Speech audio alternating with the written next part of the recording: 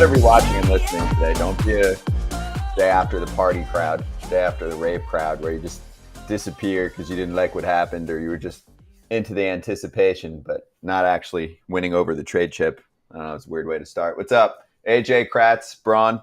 It happened. And shout out to everyone that joined us. We had double-digit guests.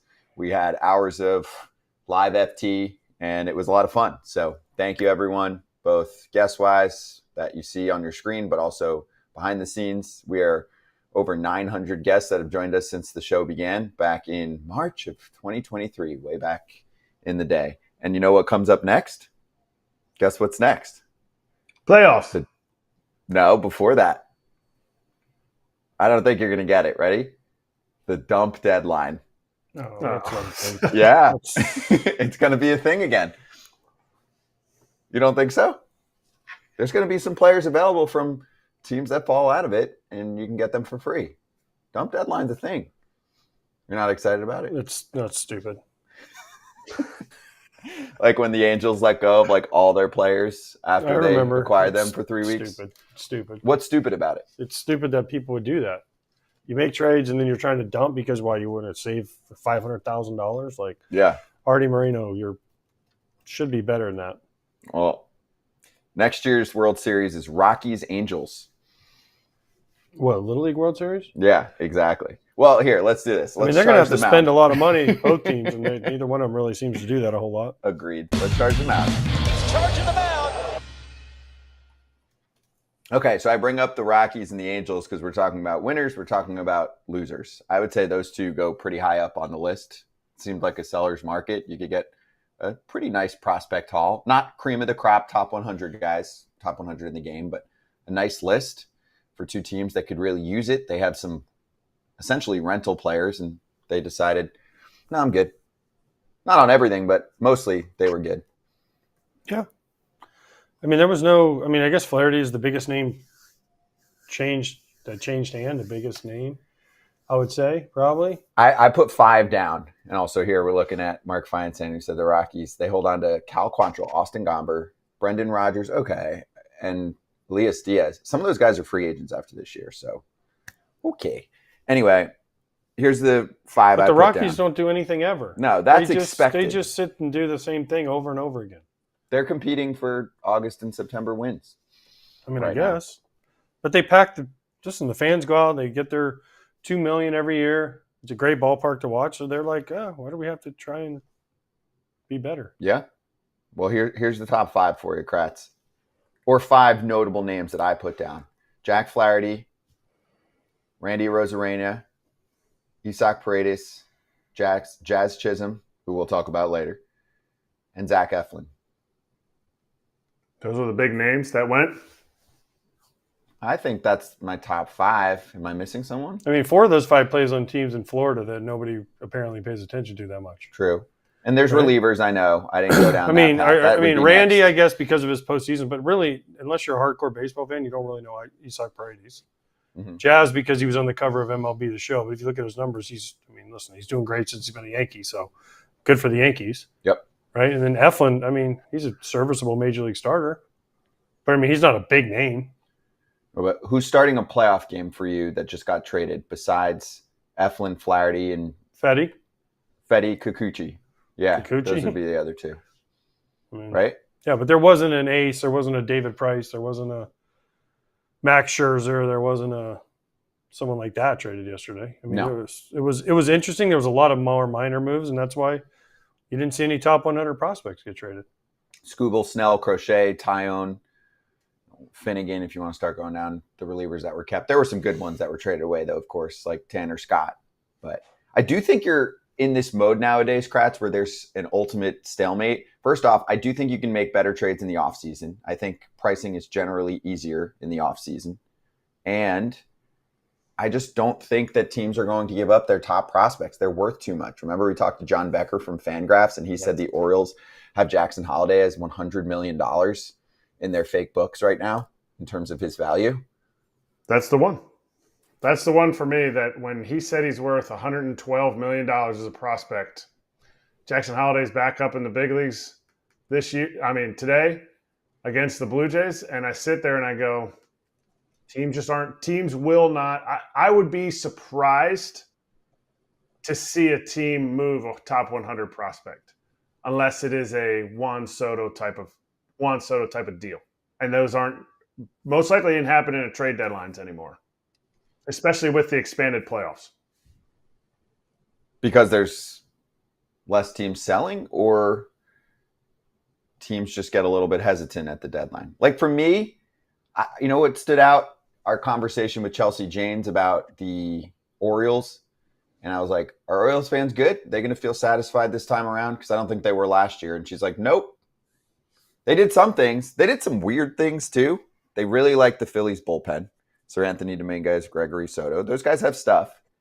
But are we comfortable with the 6th, 7th, 8th, and 9th for Baltimore that they're going to win the World Series this year? Because they have the position players to do it.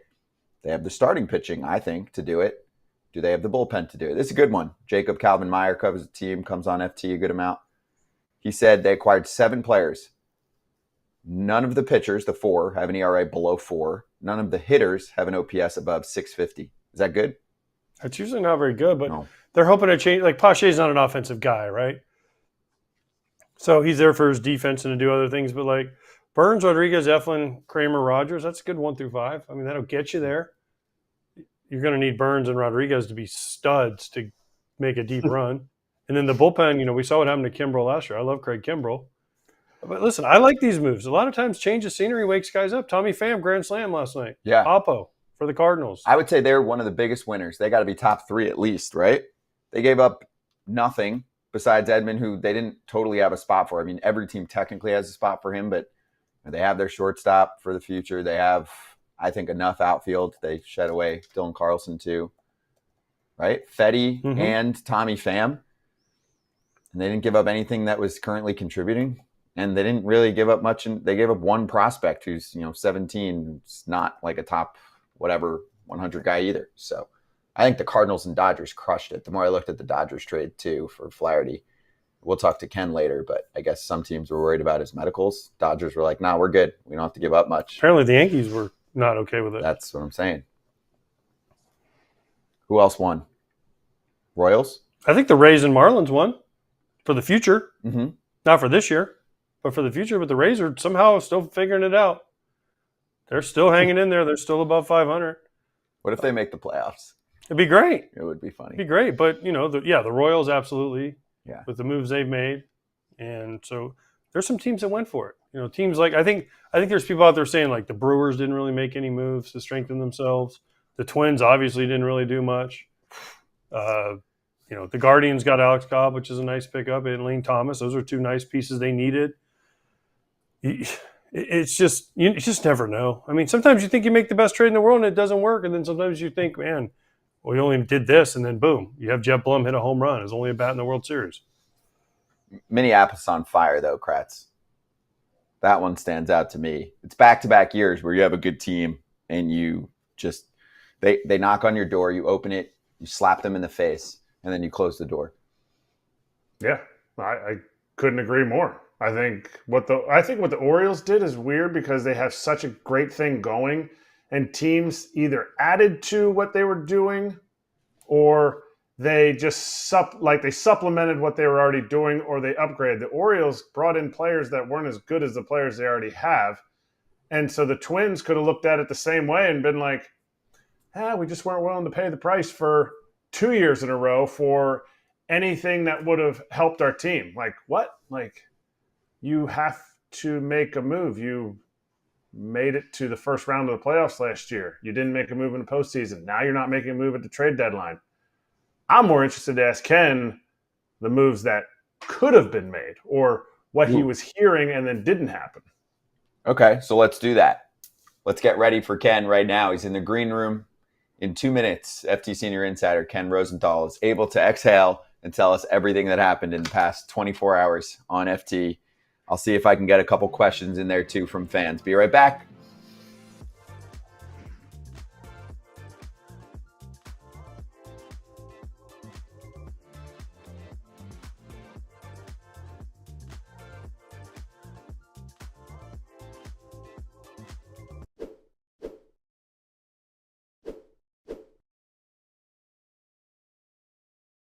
For today's show, what are you wearing, AJ? Vuori. Oh, nice. You like Vuori? I do like Vuori. I've liked Vuori for years, Scott. I'm just interviewing you like you're on the red carpet. You don't get the I just gave you an answer. the skit. What do you like about it? I'm not into role playing like you, Scott. Go on. What do you like about it? Can you wear it at the gym? You can wear it at the gym. I wore it the other night when I got to see all the Premier League trophies. I wore it under a suit coat. I heard you got in trouble there. I did. I picked up the Premier League trophy. You're not supposed to do that. But I had to see how heavy it was. Everyone was saying it was heavy. So I picked it up. And the guy yelled at me. But fine. He was in Vuori. He was feeling confident. Yeah. He was looking athletic, too. Especially, I don't understand how Vuori can make a shirt with a pocket in it that feels athletic. AJ's shirt right now has a pocket in. He has a pocket on. And there's the pocket. And, it's still a shirt that you're like, wow, this is nice. I don't feel like I have a shirt with a pocket in that feels kind of starchy. They're freaking awesome. You don't feel the crease. You honestly can barely see it on camera. That actually tells if it didn't have the tag, you probably wouldn't be able to even be able to tell. Yeah, I agree. So awesome. It's a new perspective on performance apparel. It's great. It was a great Shorts sell. are great. Shirts are great. Hoodies are great. You got to go to vuori.com/foul. Vuori.com/foul for 20% off your first purchase. Get yourself some of the most comfortable and versatile clothing on the planet. Ken wears it, Lana Rizzo, the whole deal. Not only 20% off, but also free shipping on any U.S. orders over $75 and free returns. Vuori.com/FOUL to discover the versatility of Vuori clothing. BRB with Ken Rosenthal.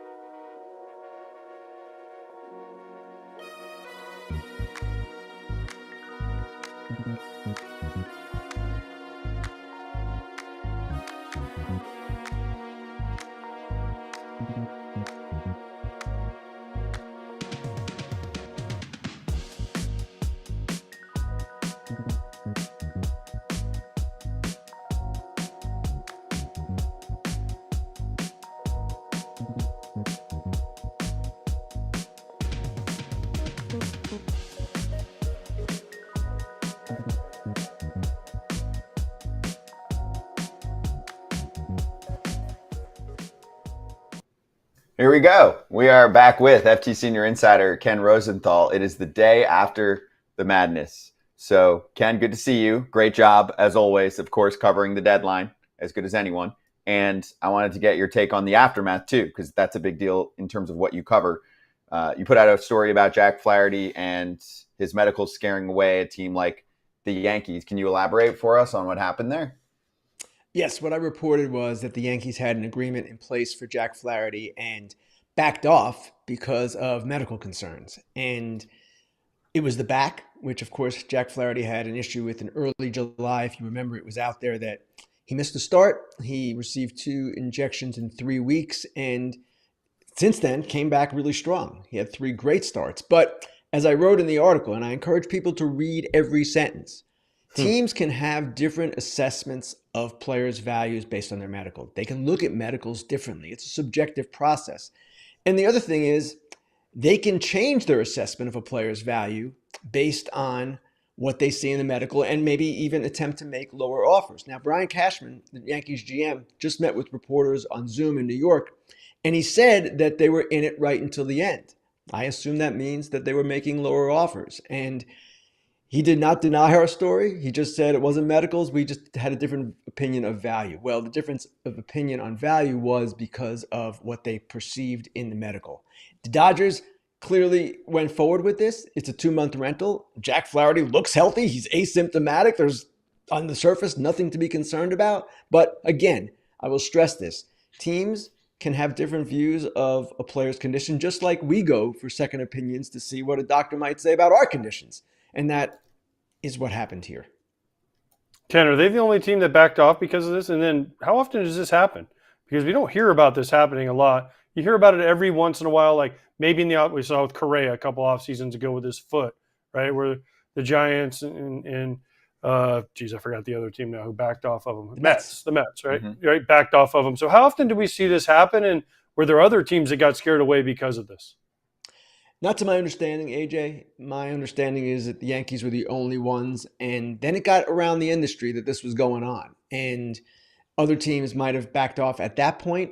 The package that the Tigers received, in the estimation of people who are analyzing this, was perhaps not as good as they could have gotten, and maybe this was part of the reason because of the medical concern. It's hard to say. It's hard to know that, but at the same time, we'll see what happens here. And even with Carlos Correa, we'll see what happens. Yes, 2 teams backed out because of him, but so far so good. He's had some foot issues, but not really related, it seems, to the problem that was diagnosed at the time. So again, people can have different views of a medical, and really what matters is how the player is performing and how he is going forward. And Jack Flaherty right now looks pretty good.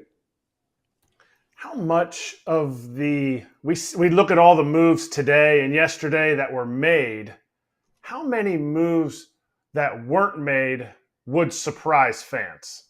Or is it really like everything that's reported and, it's just kind of out there because you're just fielding thousands of texts and calls yesterday? Right. It's not out there, all that might have happened.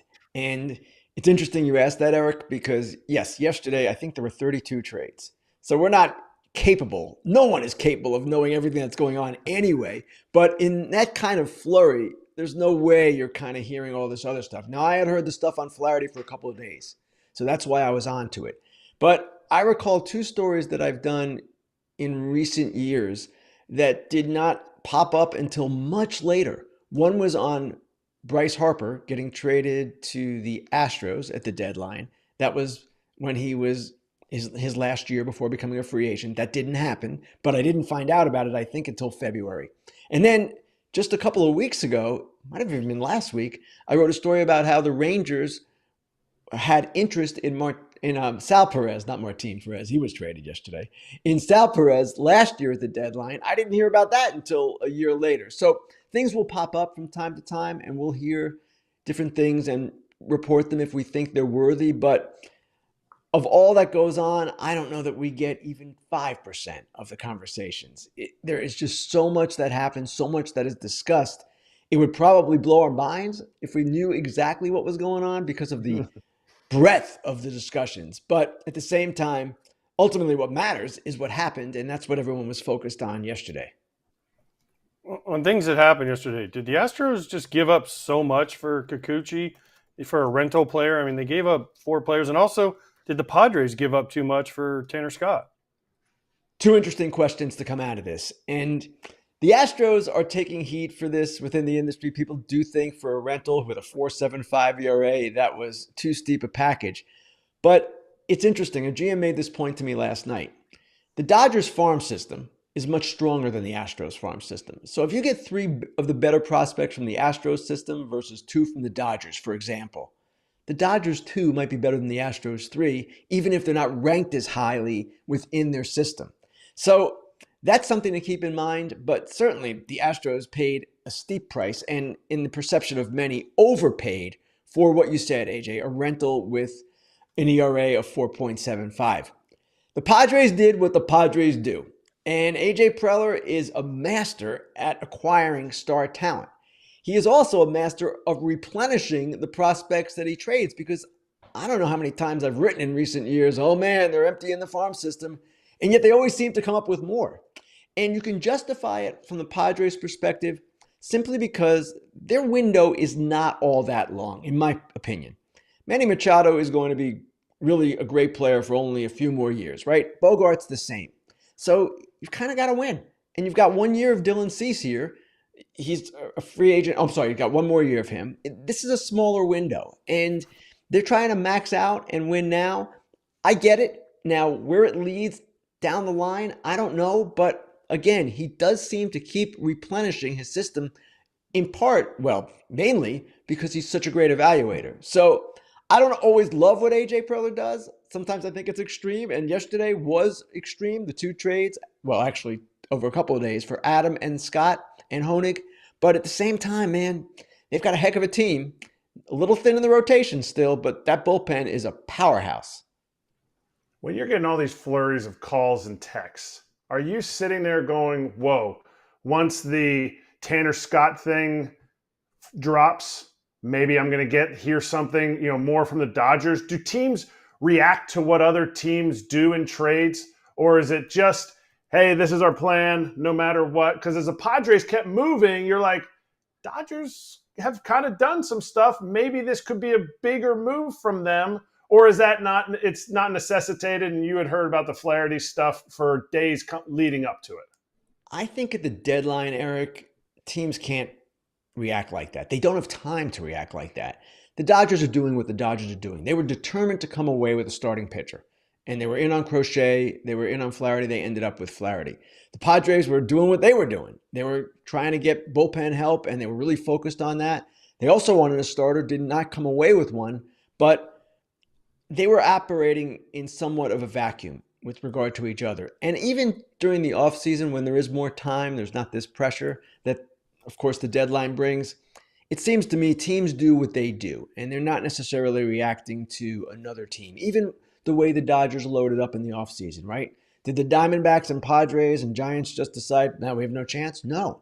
They continued adding, trying to make their teams as good as possible. So while it's human nature to react, and I'm sure there's some level of reaction in there, I don't know that it's the driving force.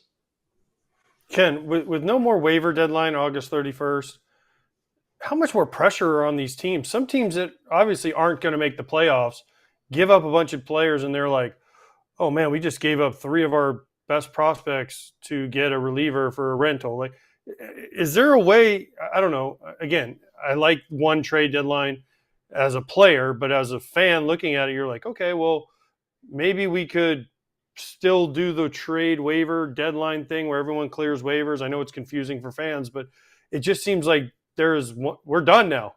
Like now we go 2 months and there's nothing. I mean, I know there was a little bit with Giolito and Lopez and what the Angels did last year. Most teams aren't. No other team, I don't think.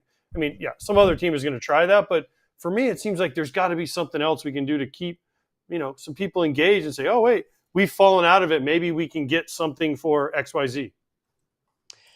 Well, we might see those kinds of waiver moves that the Angels made last year. We might see that continue. Those aren't really trades, and usually it's dumping salary. It's not the same as what we're talking about with trades, obviously. So I actually like this system, and there are some people who believe that the trade deadline should be pushed back to mid-August, especially now. That way we can separate the sellers from the buyers a little bit more. I don't care for that. I think the prospects returns would not be as sexy in that environment. I don't know that the players traded would have the same kind of impact in 6 weeks that they do in 8.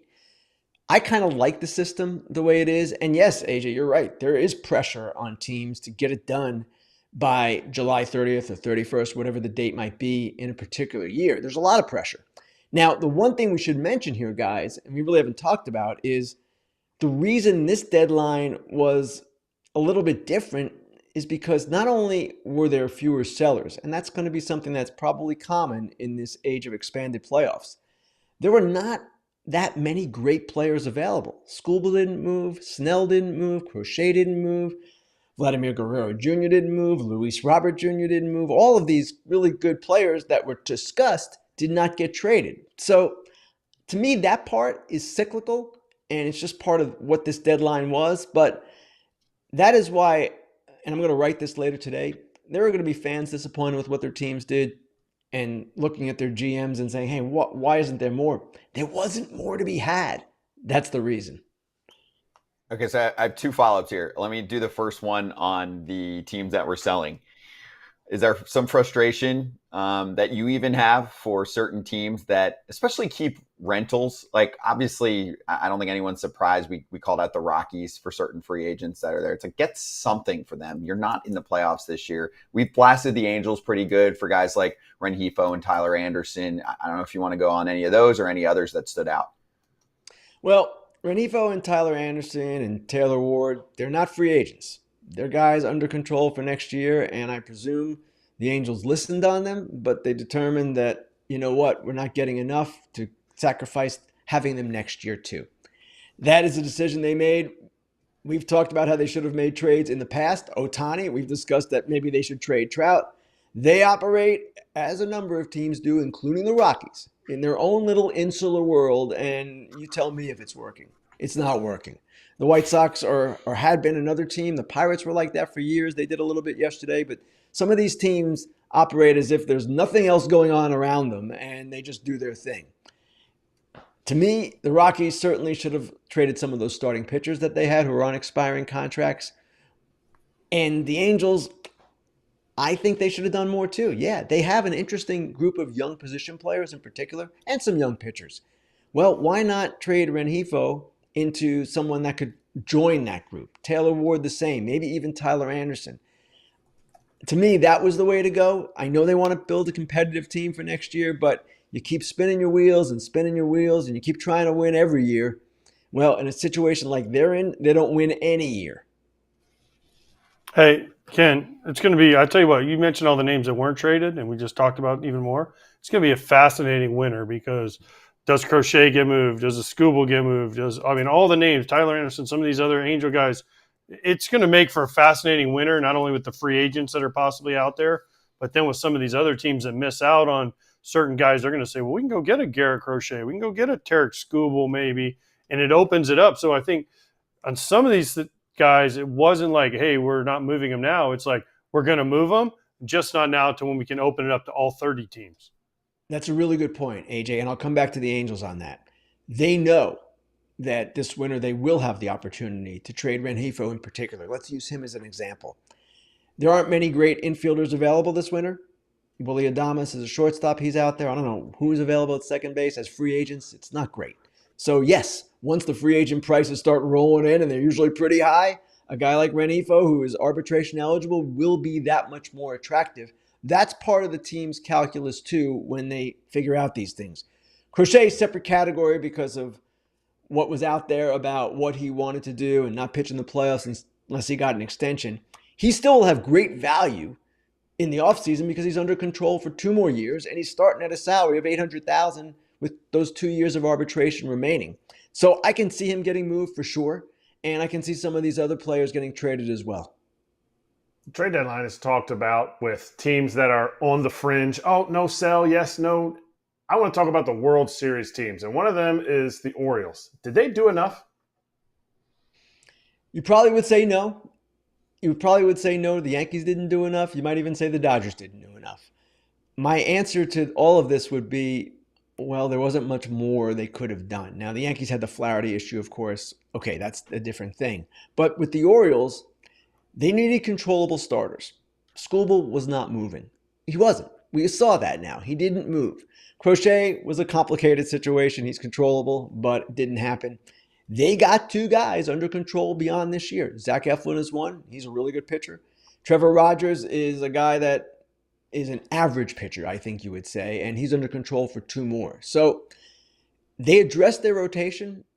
I don't know that their moves in the bullpen were or are going to work out the way they had hoped. These are guys that the Phillies didn't really want in their bullpen, Sir Anthony Dominguez and Gregory Soto, and then Eloy Jimenez as the bat that they're bringing in. Who knows? So in a sense, you would say, no, they didn't do enough. But when those other guys don't move to any team, I find it hard to be too down on really any of these clubs because, again, the quality of player available just was not that high. I feel like I got to ask you about the Twins to finish this one off. I mean, this is back-to-back years of them essentially doing nothing in trade deadlines. Should they maybe be the most angry fan base because they did what everyone else did? They rebuilt for some time. They finally got to this point. They made some playoff money. And they not only refused to make trades like this, they won't boost the payroll. And it sounded like that was part of the problem here, too. Oh, you want to add someone good? Well, we have to subtract. And how the heck are we going to do that? That sounds very complicated at a deadline. That's the genesis of the problem. And if you're under payroll restrictions, things become more difficult. I look at Cleveland too, okay? They were under payroll restrictions in the offseason. I imagine those have carried over. Not much has changed with their local TV situation. And they didn't do much either. They badly needed a starting pitcher, and what they did was acquire injured guys. Matthew Boyd, Alex Cobb. Now they're taking a chance on both. They're hoping they're going to be healthy. So definitely when you're under payroll restrictions, budgetary restrictions, limitations, that's going to influence things. Now, then it comes back to the question of what was available. Could they have overpaid for Kikuchi, for example? Would that have been smart for the Twins? I don't know. I don't know that would have been smart. And we'll see if it was smart for the Astros. We'll see how Loperfido develops in Toronto and whether Bloss becomes a real guy or not. Who knows? The one thing about these trades that we often kind of forget about as time goes on is we can look at them one way when they're made.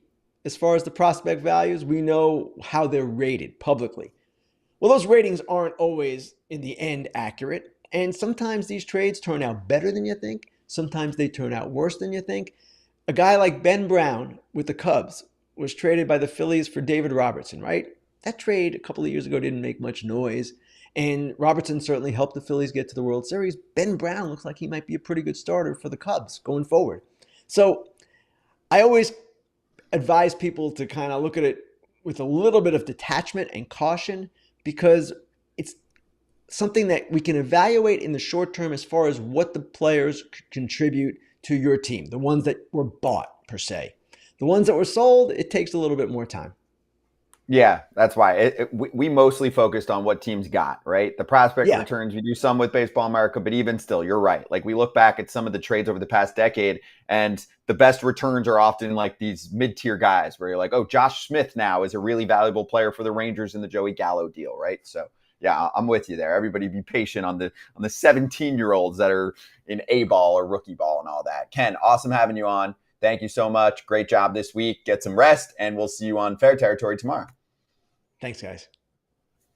Fair Territory is live tomorrow. So if you have a question, you want to vent, Alana and Ken are there for you. 12:30 Eastern time on our YouTube channel. And afterward, if you miss it, you can watch it on YouTube or wherever you get your pods.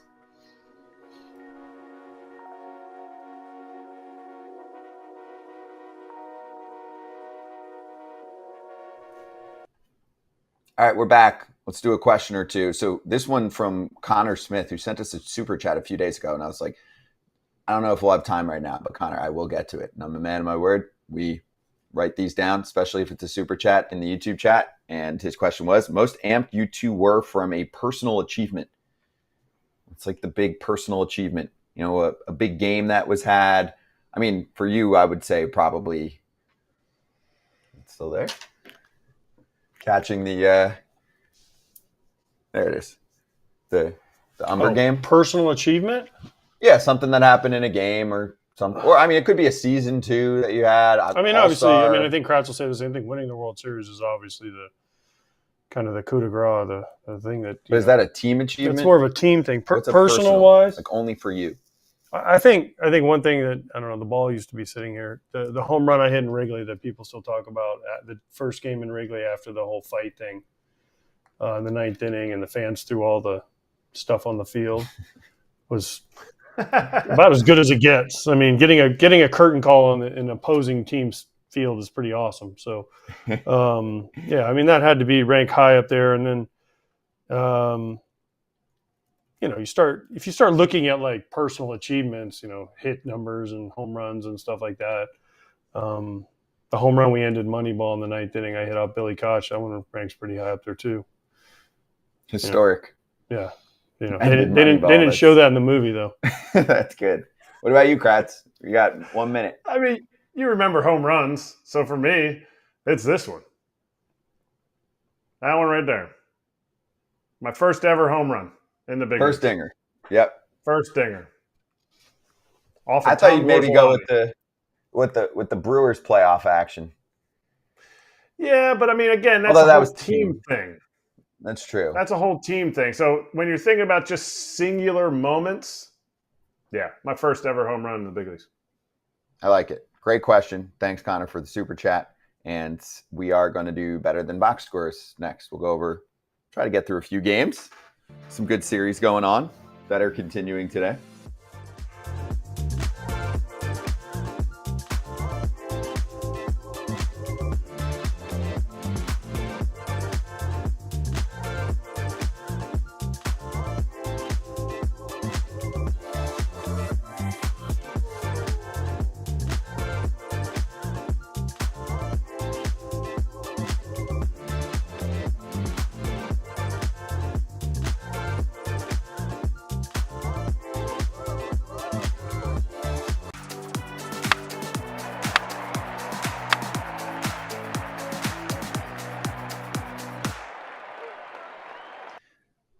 better than box scores, going over some big games from last night, but also we can blend in some trade thoughts for the teams that we're talking about. I think we've done enough damage to the Twins, but we are going to start with their shutout loss to the New York Metropolitans.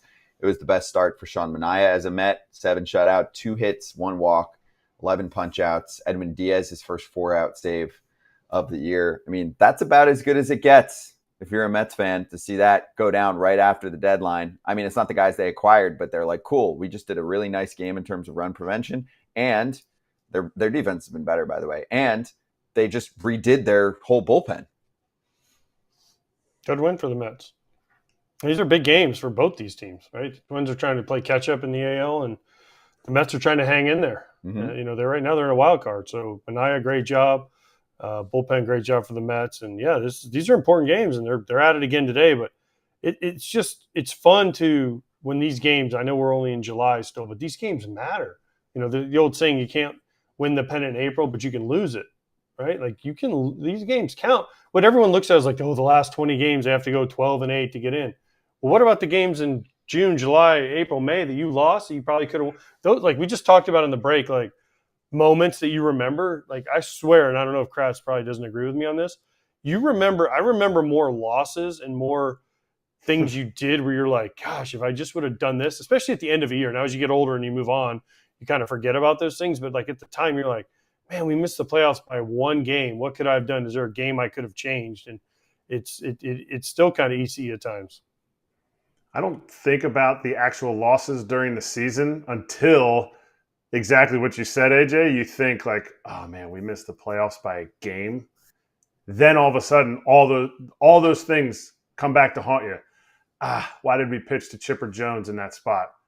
Walk-off dinger. Why did we?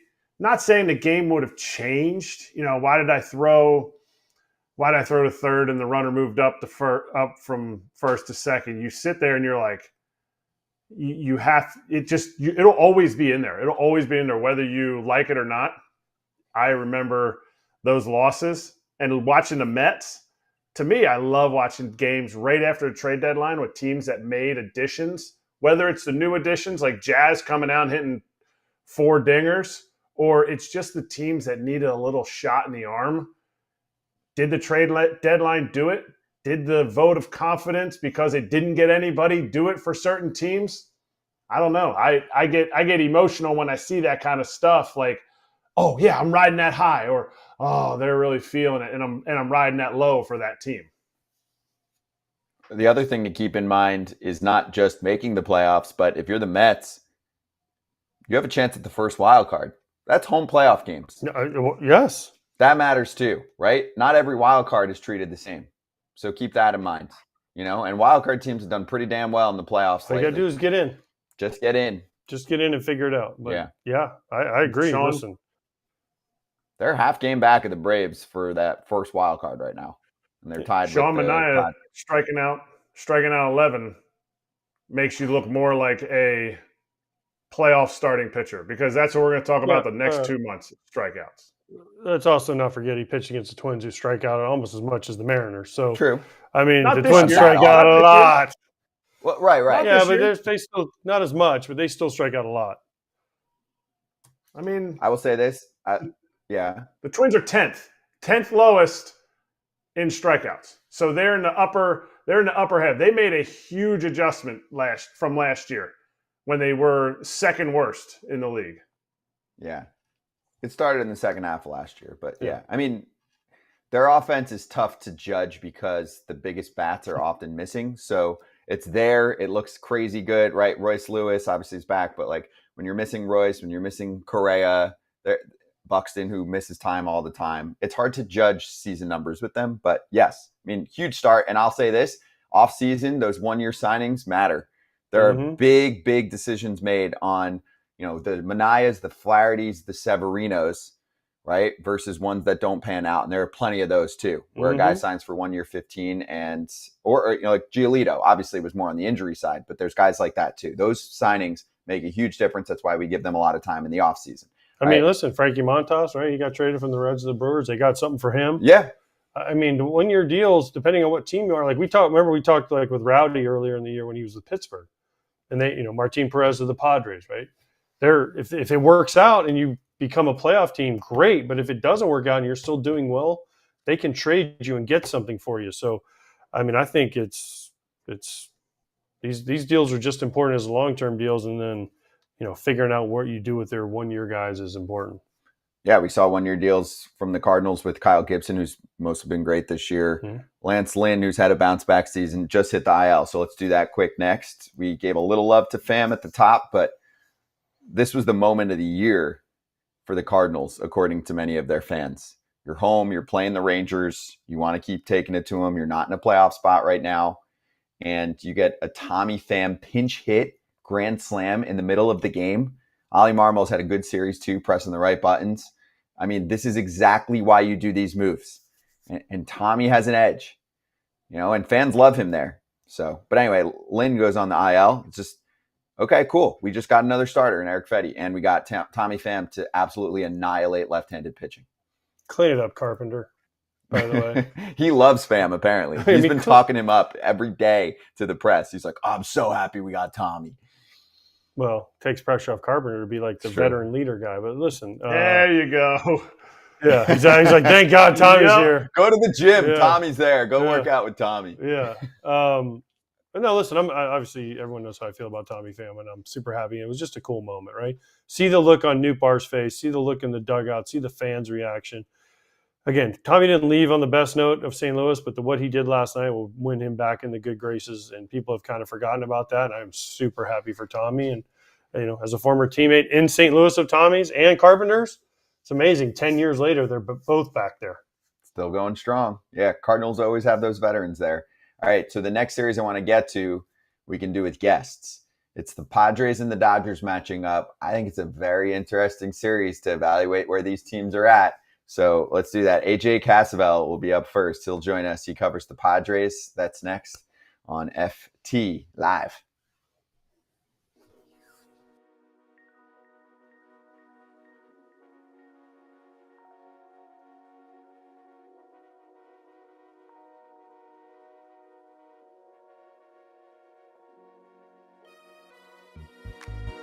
So let's bring up the quotes here from Brian Hoke last night. He said, Gleyber Torres is not thrilled by the idea of seeing time at third base. The quote is, I'm a second baseman. I play second.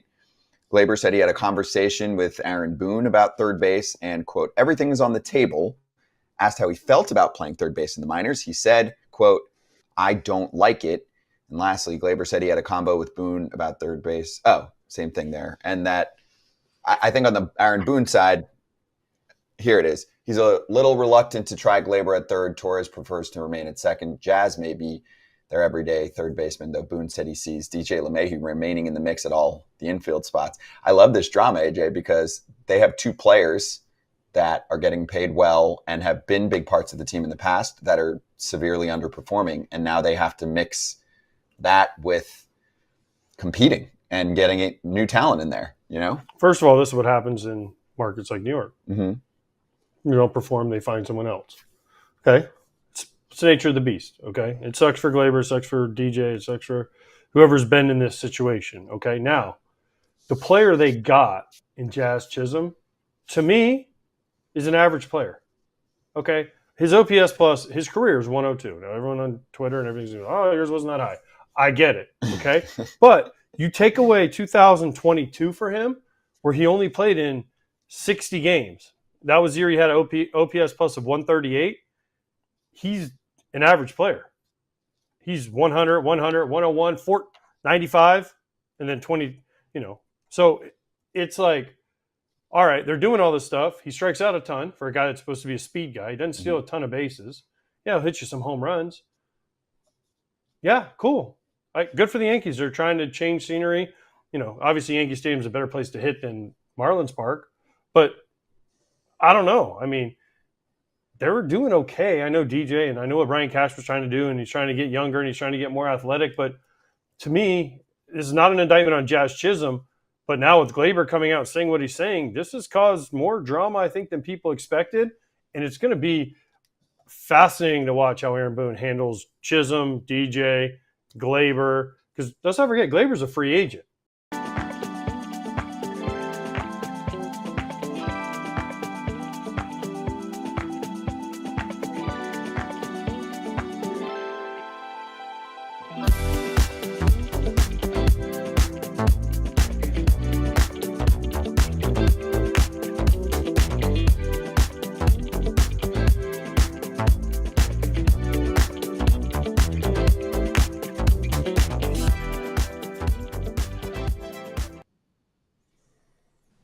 Back on FT, we're talking to AJ Cassavell from MLB.com. He covers the Padres for years. AJ, great to have you on. Thanks for the time. And let's get right into it. Your job is certainly interesting. You've been covering AJ Preller for most of your career. So can you at least give some credit to him specifically for making your job very exciting this time of year? Yeah, it's like last night is one of my favorite nights of sleep ever because the night after the trade deadline is the first night I know AJ Preller can't do anything. And so, yes, he's made my job incredibly interesting. He's gotten me a lot of people reading my stories because there's always something crazy he's doing. And I mean, he traded a whole bunch of prospects to get really good at the trade deadline. We've seen this before. It happened in 2020, happened in 2022, and now we'll see where it goes in 2024. Can we get one of y'all to change your name, please? Because there's too many AJs. Well, AJ Ellis is in the organization too, so wherever. Yeah, that's too many. It's too many. Too many. All right, so I know we're going to talk trade deadline, but I want to dig into last night. They stole that game last night. They were down 5-0 late. Obviously, they scored 2 in the ninth, scored 1 in the 10th to walk them off. But is this the feeling like that place was rocking? I was there in 2022 when the Padres beat the Dodgers.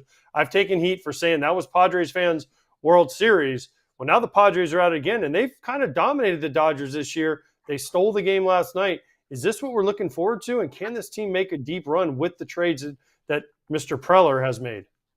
I think they can, and I think like last night was a pretty good example of a lot of the reasons why the Padres believed in this team enough to go out and make the moves they did and maybe sacrifice some of their future, because they've kind of shown this penchant offensively for never really being out of a game. Their offense has been pretty resilient. They have a lot of guys that work a lot of deep counts and fight and are hard to just put away. And they've kind of taken on that persona team wide and throughout games too. I mean, they're down 5-0 in the first inning.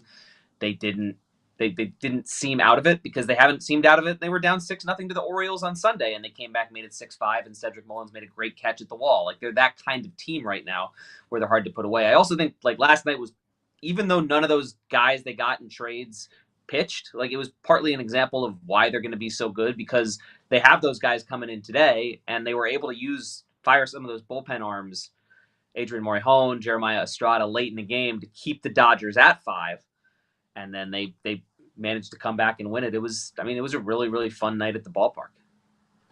All right, before we hit trade, I have to talk about the ballpark. How on earth is every week they break the attendance record? Are they like bringing in lawn chairs? Like every time, oh my goodness, Petco Park breaks a new attendance record. What's the shtick there? What's the gimmick?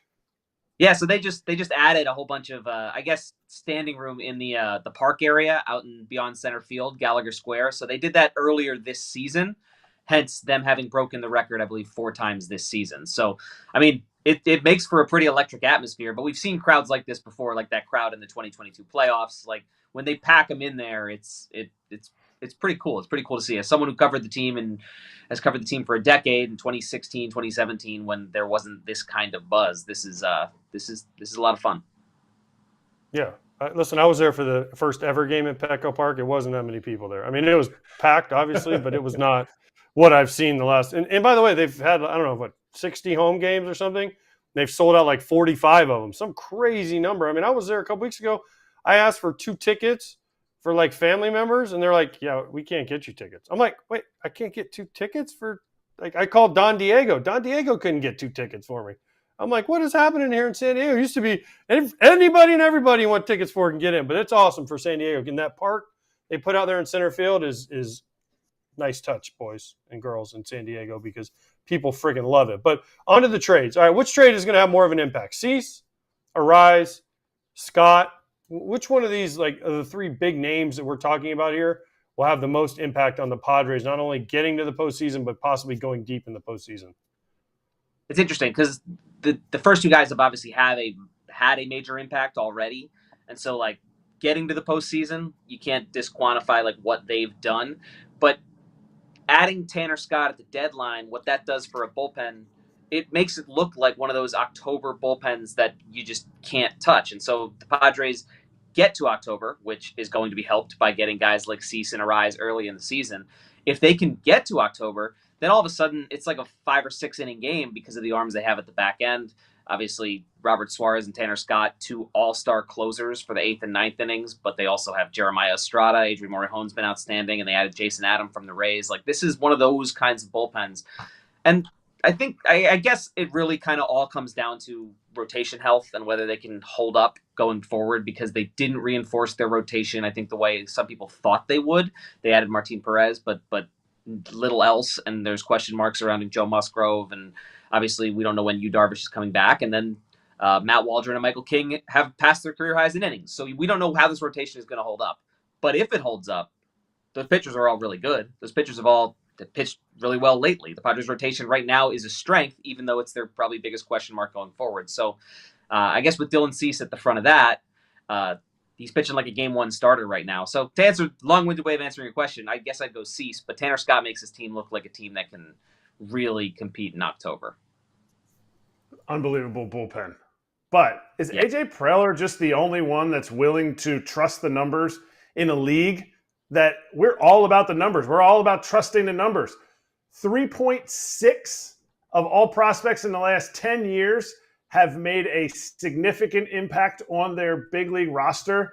And you tweeted, the Padres are going for it. Over the past 3 days, they made that abundantly clear. Why are they going for it after they traded 9 of their prospects, including 6 of their top 12?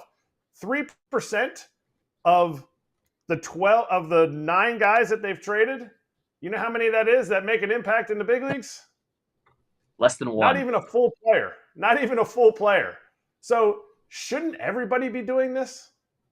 Yeah, and I think AJ's also done it relatively smartly too, because Ethan Salas and Leah Dallas DeVries, I think the guys that everyone look at in that system and think like those are the impact guys going forward. He hung on to them, and maybe that was at the expense of getting a starting pitcher like Tarek Skubal or Garrett Crochet, because those guys were probably the starting points for that kind of deal. But Preller he's got this knack for depleting a farm system, whether it's at a trade deadline or before a season, to acquire big league ready talent, and then using the draft and using other means to replenish it so that 2 years from now they can go out and trade those guys. Like, it's a philosophical thing that the Padres are willing to trade those guys, but it's also kind of a credit to the organization for finding guys that other teams are interested in trading for, and then the Padres can go out and acquire Tanner Scott and Jason Adams. So I think you look at what the Padres gave up to get those guys, and you look at maybe what we thought the market rate was going to be a few days ago. It was pricey. They paid a steep price to make their bullpen one of the best in baseball, but they're also confident that they can build their farm system back to where they have more of those guys, whether it ends up being as trade chips, like we've seen so often with Preller, or whether they're guys that impact the big league roster like you have right now with the Jackson Merrill. How do they do it? I want to know how he does it. I know Preller was a scout for a long time with the Rangers when he came up through that system, but how does he do it? Because other teams are so scared, like kind of what Kratz said, but how does he do it? Because they're not making trades for prospects. They keep trading prospects away and keeping the Jackson Merrill, keeping the Ethan Salas, like you said, and no other team can do it. So what's Preller's magic formula? Because you say every 2 years he reloads. Well, every year there's a draft. Every year the same players are available for draft and free agent signings from foreign countries, Latin America. So what is Preller's secret? Because no one else seems to figure it out. Well, he's done a good job in like maybe the middle rounds of those drafts, acquiring guys the teams want. But I think the biggest thing is just he laid it out yesterday in his press conference. Like, we're not scared to make trades, and we're not scared to make trades in which players we're giving up will eventually go on to become major league players. And he's done that. Like, Max Fried and Trey Turner were Padres that he traded away early in his tenure. And those aren't particularly pretty trades. He's made some rough trades relatively recently. But I think organizationally they feel like, you know what? We have these targets. We know some of the players we're giving up are going to go on to become really, really good players down the line. But we're trying to do what suits us right now while keeping some flexibility to rebuild a farm system into something that can be really good down the road. And so I think it's just a philosophical thing more than anything else. They aren't afraid to trade prospects away, even when those prospects, I mean, look, Robbie Snelling, I've been really high on Robbie Snelling. I think he could be a really good pitcher down the road. If Tanner Scott gets them deep into October this season, that's just the trade-off the Padres are willing to make that maybe some other teams aren't. That has to make you feel so good as a Padres fan, though, doesn't it? I mean, I know you're not a fan; you're just a beat writer, but you're not allowed to root for them. But the people in San Diego, that's got to make you really happy. That you know what, we're not hoarding prospects for 5 years from now. We're going for it every single chance we get. It's got to be. And that's why they pack. That's why they pack Petco, and like Kratzy said, they keep setting attendance records because the fans. You walk around San Diego, they are into it.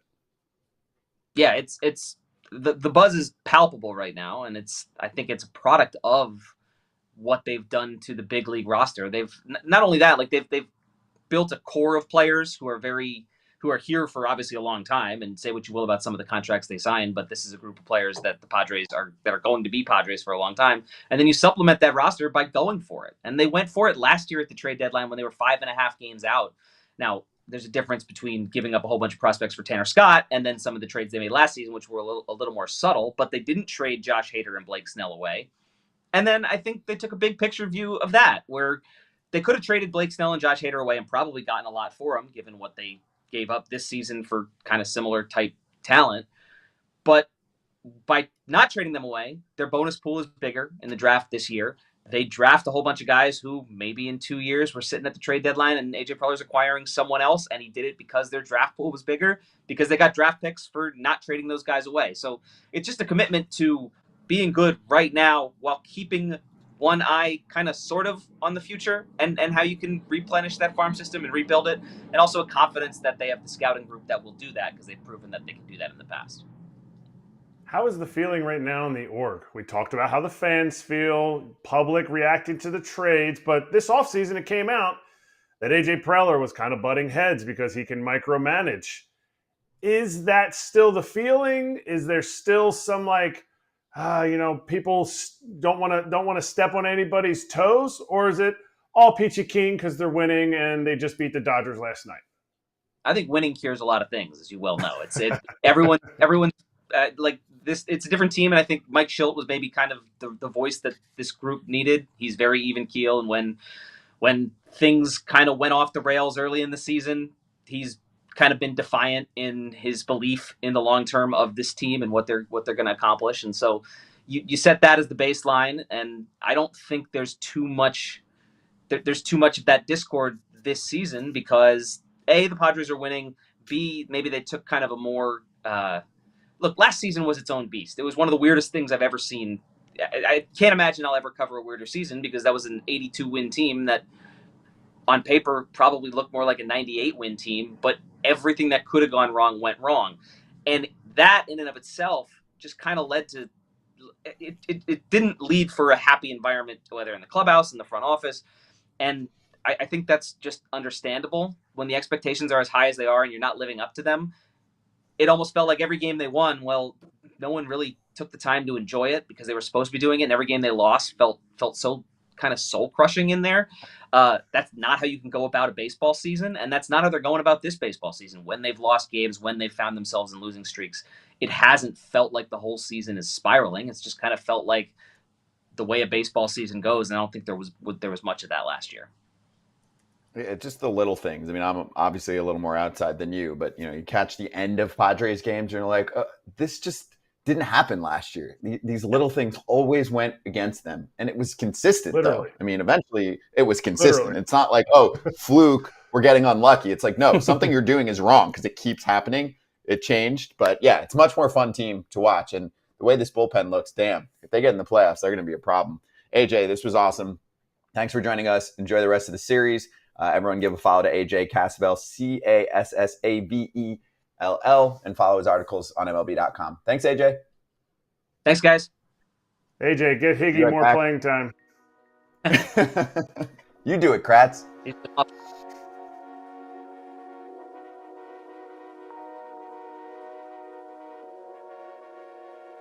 It's a small one, but Michael Lorenzen goes to the Kansas City Royals. That's the freshest trade we have right now. Walter Pennington, who's a pretty good reliever in AAA, who kind of came out of nowhere.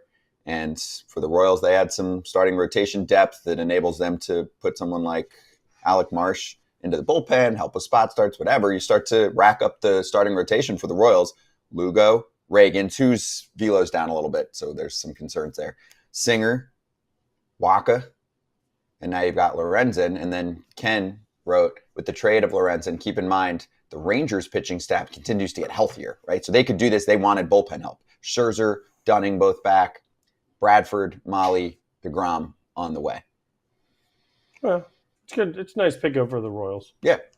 Some innings. Whether they put him in the bullpen or start him, he gives them innings. He's a veteran guy. He's done it.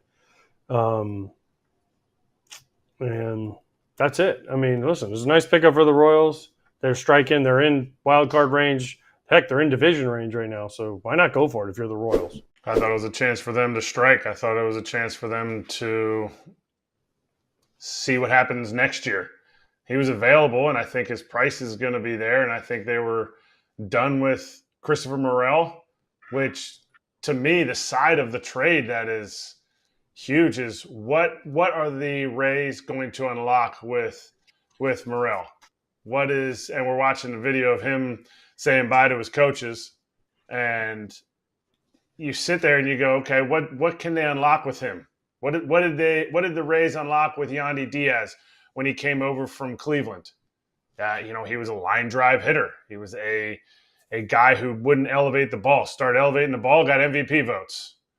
What can they do with Morel? And anytime they pick up a pitcher, you're sitting there going, man, maybe we shouldn't trade that guy, or maybe we should actually call him up if you're the Cubs. But they exactly what AJ said. They're great self-evaluators, but they also live in a market that does not give them very much flack for making moves.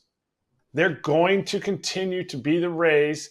They do it well, but for other organizations to covet what they do, I just don't. It doesn't work. It doesn't work because you're gonna get if you're this close to the wild card in New York, Philly, Boston, and you do this, it's not going to work out. You're going to get roasted, and so I think teams are afraid of making these types of moves. But it works for the Rays.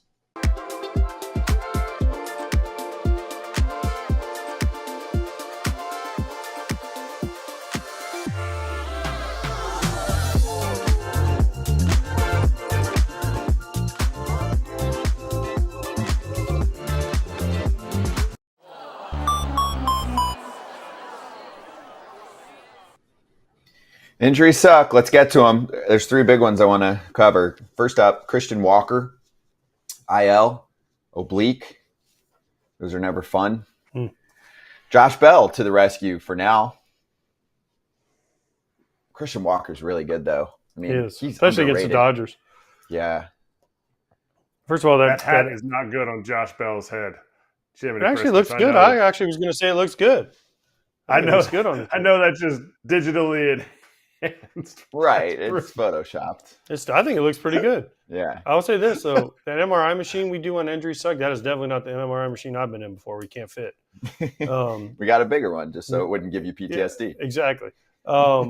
Listen, this was an insurance move. Now they're saying that Christian Walker is going to be back in a couple weeks, hopefully. But this is a good insurance move by the Diamondbacks. Diamondbacks playing really well. So Diamondbacks, listen, nice move by the Diamondbacks. Nice move by Hazen to get a guy as insurance, especially that he didn't have to give up anything for because he was on waivers.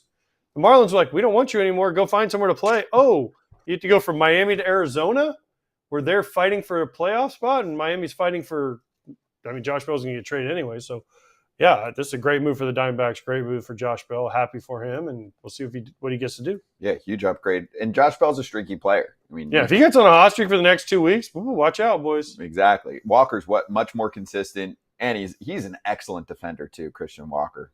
Underrated defensive player. I mean, there's first baseman and there's difference-making first baseman. Does he have gold? Mm-hmm. He does. Yeah, not surprised. 2. He has 2. So good for him. Yeah, Diamondbacks just have to save runs for other games. 17-0 yesterday. Mm-hmm. Was that the number? 17? I think it was, yeah. Okay. Eugenio Suarez. Yeah, 3 homers.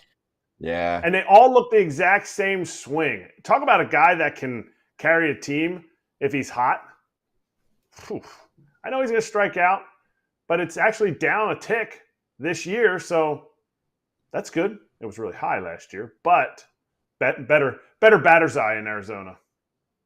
Yeah, and Merrill Kelly's going to come back, and don't forget what he did in the playoffs last year. He was insane in the playoffs last year.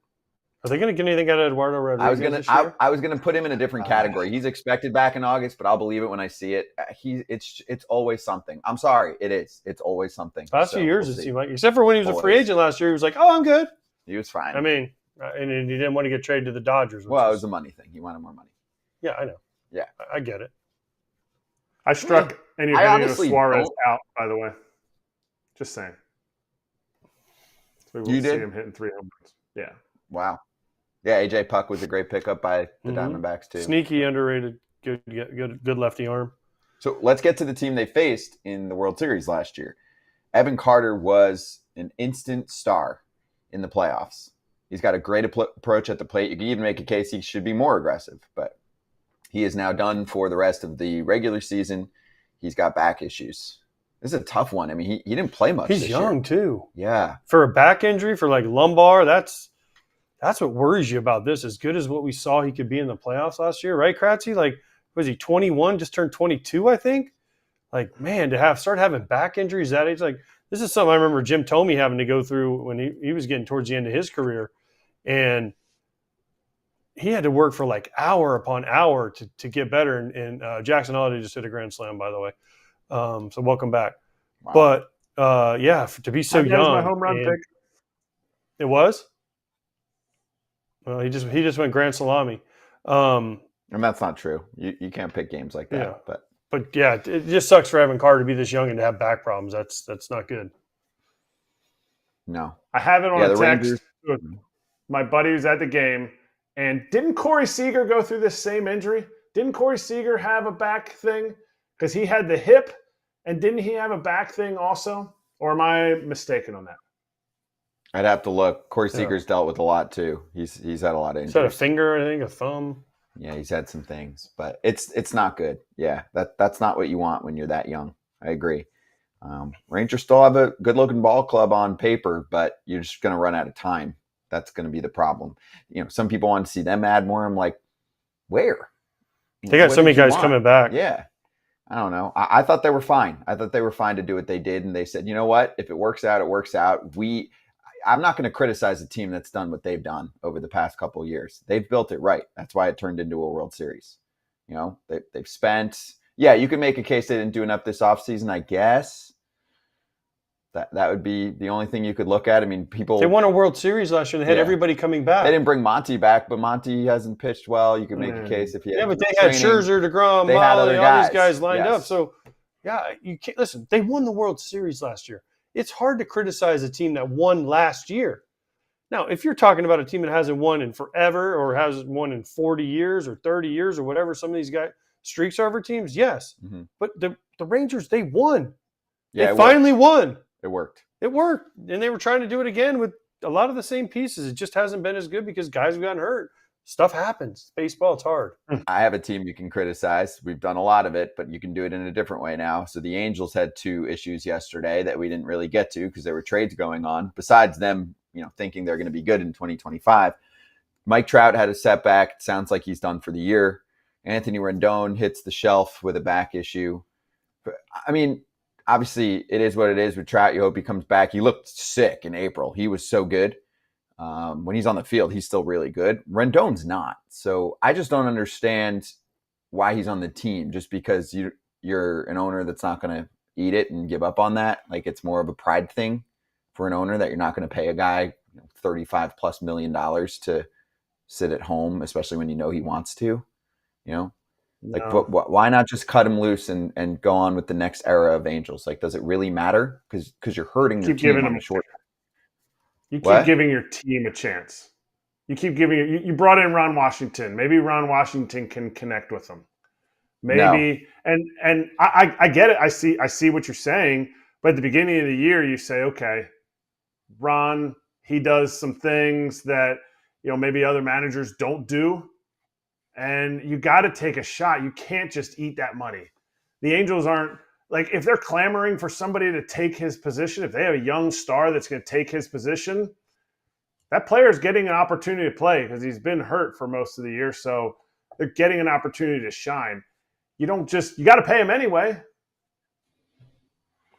I'd rather play Drury every day and Rengifo every day. Obviously, you have Neto at short. Like you have guys to play. Sure, I don't want him starting every day anymore. It's enough. I mean, when's the last time he had a home run? It's been over a year, hasn't it? It's been over a year. It was somewhere in, I think, early July of last year. So he didn't hit one this year. Or last year, he got in a fight with a fan. Last year. Beginning of last year in Oakland. But here's my thing. I mean, he's not on the field most years anymore. And when he is, it's bad. You know, he gave 128 at-bats this year. Probably won't come back this year. 59 OPS plus, sub 300 on base, sub 300 slug. But he still has a positive WAR, doesn't he, this year? It's like 0.1 because he's playing okay defense. But like, okay, so that to me is, but to me, that's what's funny about WAR, right? Is like all the things we're saying, but he's still in the positives. Because he's a good defender. No. I mean, realistically, that shouldn't be there anymore. And if he wasn't making this, he would not be in the sport. Like, no team would pick him up, even if he costs nothing, and even if you took out, the desire to not play. I hate ripping on guys. I really do. But it is what it is. I really do hate ripping on guys. We're not ripping him. He's 34 years old. Like, Tim Anderson might be done, and he's like, 31 or something. What did I say? Did I say yesterday? It happens. It happens quick. Yeah. It's called age decline. He's even if you think he's not motivated to play, like his career not that old, is though. Done. Who, Rendon? He's 34. It's not that old, dude. Plenty of dudes fall off, and they fall off fast. I'm telling you, this is what happens in our sport. All of a sudden, you just don't see a guy anymore. Yeah. I said, go ahead, Kratzy. No, I was just going to say I don't agree with that. And AJ can attest to this. Like 34 was, I was primed and ready to go. Like I didn't feel the age decline part of it. I didn't Kratz, feel you're a lumberjack. That. Let's put you next to Anthony Rendon. Everybody's body ages differently. Why is that not fair? I think that's completely fair. Yeah. You're an outlier. He's an outlier. You guys are outliers. Most players do decline like that, and that's why they get smashed in free agency. Because the way they look at things, they go, okay, even if I give you a 1-year deal, the front offices are saying, according to our age curve charts, there's a better chance that this is going to bomb and you're not going to hit it all. Like they look at, we used this the other day. They go, Kevin Kiermaier, you're a sick defender, but the chances are that your bat's going to fall off, and that's why nobody made him an offer except for the Blue Jays. That's what happens. That's why Pham and all these other guys don't get offers, even though some of them should. They're like, I don't want to. They put a percentage on it. This is what front offices do. I know this for a fact. And they go, okay, the percentage chance of this working out is not high enough for me to pay this value. So if he's worth, if I have to pay him a couple $1 million, cool. But if I have to pay him even 5, nope, not taking the risk. Tim Anderson, 5, right? That's why Pham had so much trouble. All those teams, they made mistakes. Tommy Pham's a good player. I'm just telling you what happens because there's been a lot of examples of players just completely falling off the map once they hit between like 32 and 36 years old. That sucks. Yeah. I mean, yeah. Listen, I see it and I agree, but I don't necessarily agree with it. I mean, 34, and again, everyone body ages differently, but if you're staying in shape and if you're on top of it and you're working, now listen, I know when I got older, you had to work harder and do more things to stay ready. But yes, I guess I don't know. You knew some guys though where you were like, "Damn, what happened?" Like I said it yesterday. The 2021 White Sox, their 4 best players at the time: Abreu, Anderson, Moncada, Aloy. There's a chance next spring training, 2 of them are probably out of baseball. Tim Anderson and Abreu, right. And then Aloy and Moncada, they're going to a minor league camp. Might not make a big league team. That was 3 years ago. And they're all almost. And that was their 4 studs. Right. And you're talking about guys. I mean, I think Moncada and Aloy are both in their 20s, but their bodies are not telling them that. I mean, yeah, it's just how it is. I'm just talking about science, and I'm not going on a number, Kratz, because your number is different, right? You're still in better shape than most dudes that are 25 in normal life. It's just how it is. Anyway, I hope you enjoyed this science experiment, this class. Everybody's body is different. Anyway, let's talk to David Vassegh. He covers the Dodgers for years. He's great. I'm shocked that he actually hasn't been on our show yet, so shame on us. He has been on Dodgers territory, so we're going to talk to him about what LA did at the deadline. I know a lot of Dodger fans are waiting for us to get into that, so we'll do that. We'll step aside for a quick second, and I'll look at a question or two during the YouTube break.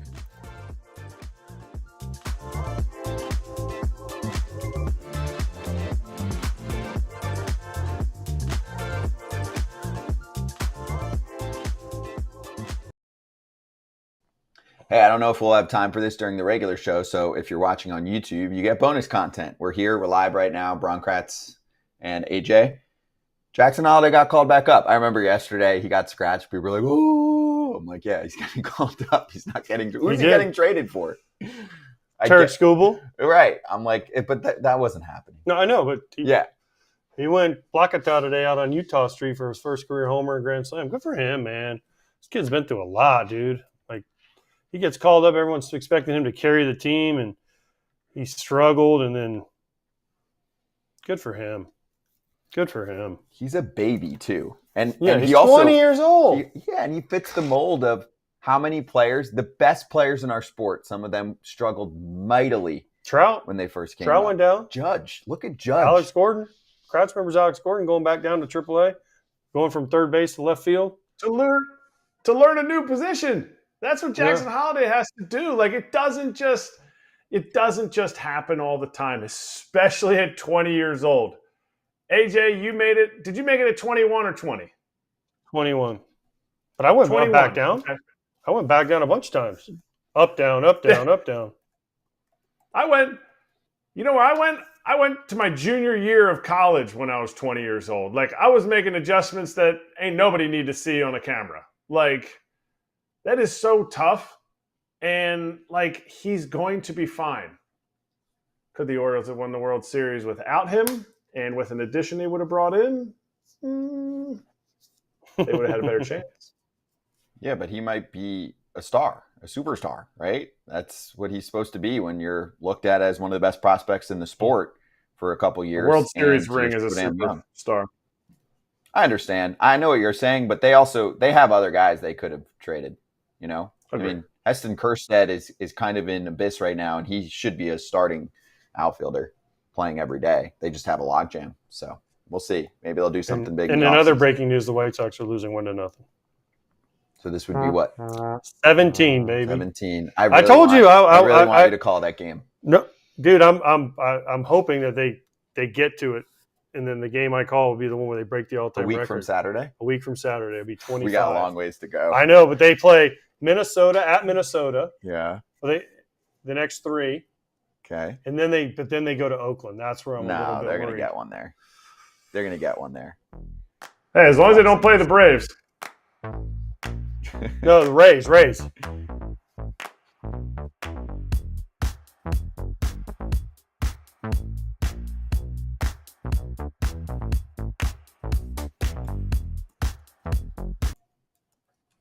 What's up, FT fam? We're back. We're going to talk to David Vassegh coming up in just a moment about the Dodgers.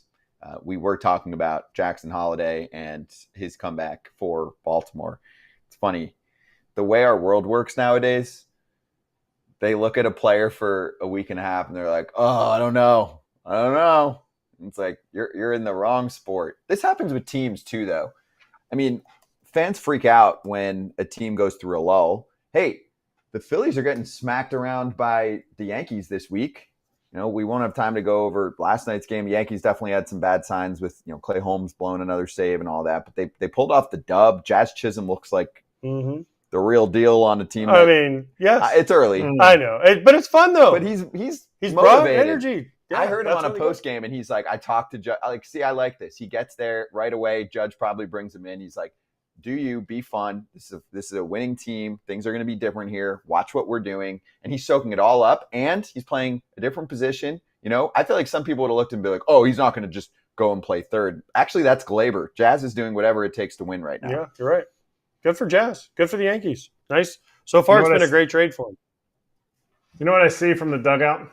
I don't see it changing necessarily this team. I see it changing some of the guys that are on the Yankees and are like, am I allowed to have fun? And then when he's running around the bases and they're doing this thing or whatever the thing is that they're doing, like when they come around third base to the dugout, you see other guys in the dugout like, kind of like bouncing around like excited. It brings energy to all 26 guys. Does Jazz Chisholm make Aaron Judge better? I don't think so. Did Jazz Chisholm make, DJ LeMahieu hit a grand slam today?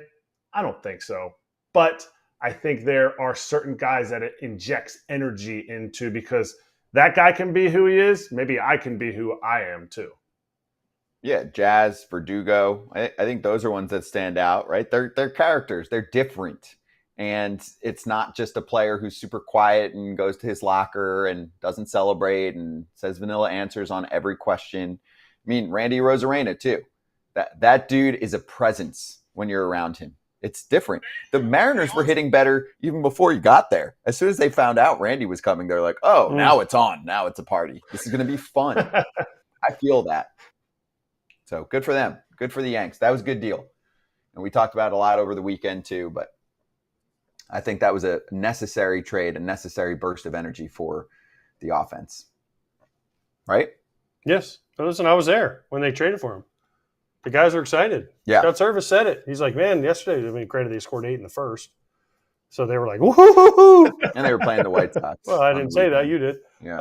But yeah, they were excited. Listen, anytime a team goes out and makes a move like that, it excites your team. Mm-hmm. It does. And by the way, the Marlins payroll now is guess how much right now after all the trades? 13.6 million. 13. Well, Kratz knew the answer. 13.75. I did not know the answer. Is Right that now, for real? their payroll right now, as they took the field today, their payroll of their team, $13.75 million. You combine everybody's salaries. I and did that's not what they're know. making. 13.75 today. Well, I guess today when they're 26 man when they played the Rays. They're rich. They're rich. Rich. Look at the TV That money. makes me They're so rich. happy. And I got that close, and I called Holliday's home run today too. My buddy who I texted, I have proof. I love it. I'm hot today. All right, stay hot. All right, I want your best questions. Our next guest coming through first time on FT, David Vassegh, who I've spoken to for many years, back on the Rundown, an extinct show that was absolutely incredible. But you can hear him on Sportsnet LA, AM 570 LA, the whole deal. He's the host of Dodger Talk. David, great to have you on. How you doing? How you feeling post deadline about this Dodgers team? I feel a lot better than I did before they were able to land Jack Flaherty. I feel like that's what makes this a win for the Dodgers, because if you spoke to anybody around the team, if you asked them if you could only have one thing before 3 o'clock Pacific yesterday, what would it be? And they would tell you another starting pitcher that could start game 2, game 3 of a playoff series. And Jack Flaherty is that guy. And it's interesting for Jack because he is coming home from Harvard Westlake High School in the Great 1-8. That's the area I'm from too. So we've got another 818 guy on the team. But if you think back to last year, he was in a similar situation when he was acquired by the Orioles to be this type of guy the Dodgers are hoping for, and it didn't really go as well as planned. So maybe he learned something from that, and hopefully coming back home will continue to give him the momentum that he started in Detroit. All right, so I have to ask, first of all, those curtains behind you are strong. I don't know where you are, but those are some strong curtains you have. I'm in San Diego, AJ. I can only go where they put me. You know, this is where I'm at. Okay, I mean those are some strong. I was like, is he at medieval times, like with those curtains behind? Yeah, baby, come on, let's go. You're on the blue team. Yeah, exactly. That's true. It's a presence. All right, I got to ask. I know you said that.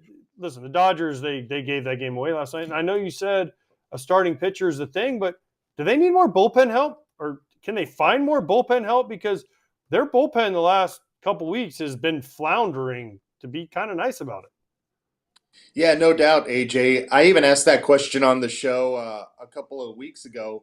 Do the Dodgers need a closer? And Carlos Estevez was out there, Tanner Scott was out there, but you saw how much the Phillies and Padres had to give up for those two guys, and that's not really Andrew Friedman's style as far as paying that much, whether it's in salary or prospect capital to acquire a closer. They've got guys on this team that are very capable. I would take Blake Trinan 9 times out of 10. He's been so nasty this year and had not given up a run in the month of July until he gave up that walk-off home run to Bregman. And yesterday, same thing. He just didn't get that pitch where he wanted it to be against Machado. And when the Dodgers acquired him from Oakland, he was coming in as one of the best closers in the American League at that point in time.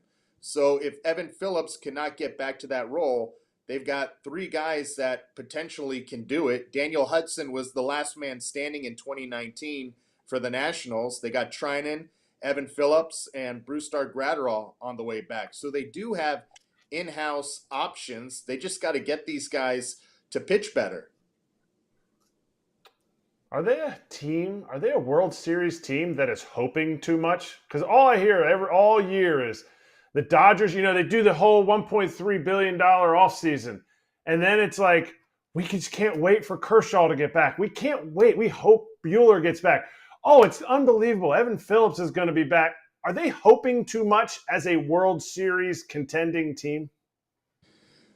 That's a great question. I'm not sure they were using hope and change as far as what they were thinking about this year. They were just looking as far as depth and their options as far as potential guys to help them down the stretch. And I'm not sure they ever fully counted on Walker Buehler. He's coming off second Tommy John surgery. Obviously, it hasn't gone as smooth as he or the team would like. What really has kind of thrown the Dodgers' plans off track is the regression of 2 guys in Bobby Miller and James Outman. Those 2 guys going backwards kind of hurt their offseason planning for what this was going to look like. And that's why they had to go out and get a guy like Jack Flaherty, because they were counting on Bobby Miller to take the next step. And they're very fortunate that Gavin Stone has taken the next step. He has been one of the most reliable starters for the Dodgers this season. Well, I have to ask, where are we at in injury updates here? Yamamoto hasn't pitched in a while. Buehler is out, with the hip thing. Sure. I mean, yeah. Well, as Scott said, sure. Well, whatever. Working on things. Yeah, it's his hip. Where are we at with some of these injuries? Mookie, where's he at coming back? I mean, we talk about hope and all this, but are they just taking the pressure off like Yamamoto and Buehler and then hoping to ramp them up in September and saying, all right, here we go, boys. It's playoff time. Let's throw everyone out there now.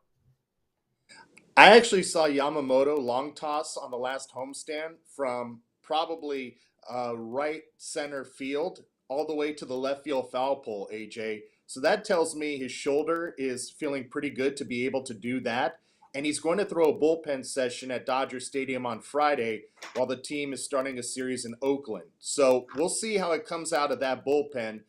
Because long tossing is one thing, getting off the mound, as you guys know, is a lot different. So that bullpen session on Friday will tell the Dodgers a lot about the outlook for Yamamoto.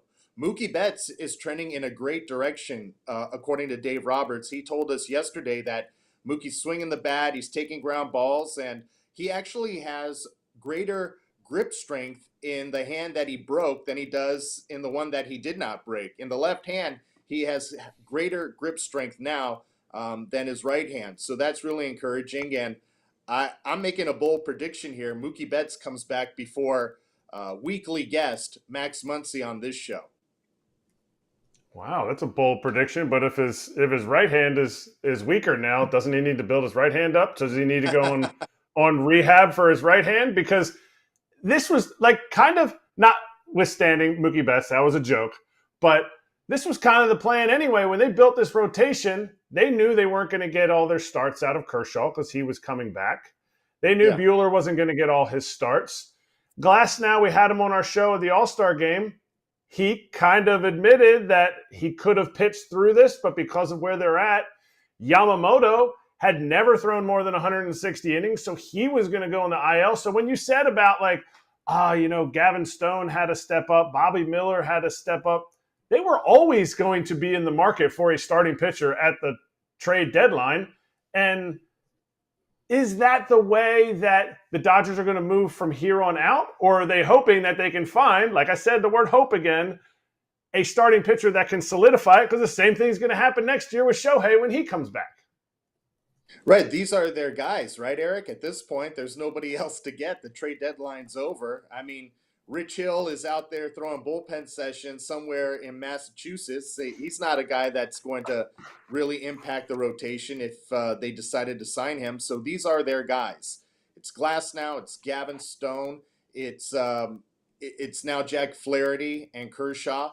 These are their guys. And look, you can go all the way back to the offseason. Blake Snell was out there to be had. When they started spring training, they could have had Blake Snell right now at a very cost-effective price tag. But Yamamoto getting hurt 2 months into his major league career, that's hindsight. That's 2020. Obviously, the workload was going to be different for him in Major League Baseball, but how could anybody have predicted him going down just 2 months into his major league season? True. You're right. True.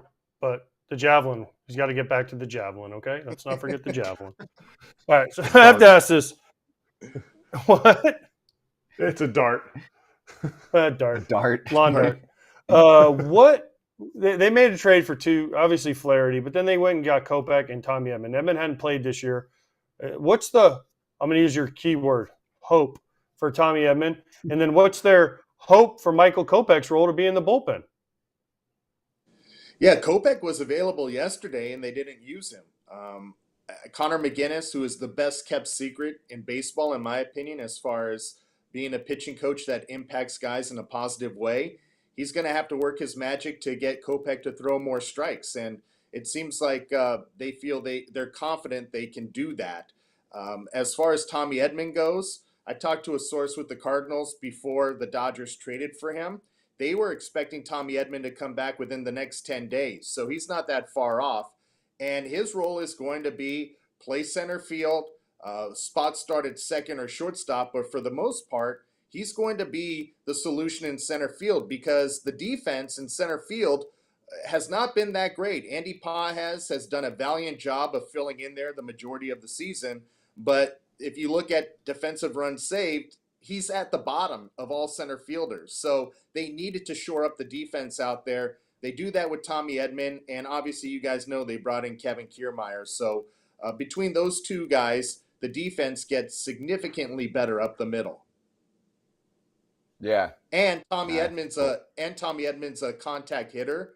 The Dodgers have had a lot of swing and miss in the bottom third of their order. Last night they struck out 13 times. They've struck out 52 times in their last 4 games. Tommy Edman is a guy that they need to put the ball in play because they have a lot of type of those guys where it's a lot of slug and not a lot of contact.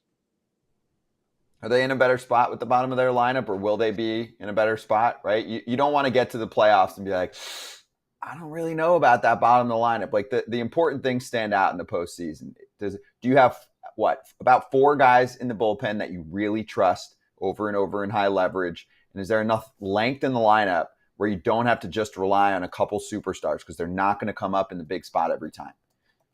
Yeah, Tommy Edman helps that, Scott. And Gavin Lux, since the All-Star break, has been on fire. We're seeing Gavin Lux before the right knee, leg, Achilles injury.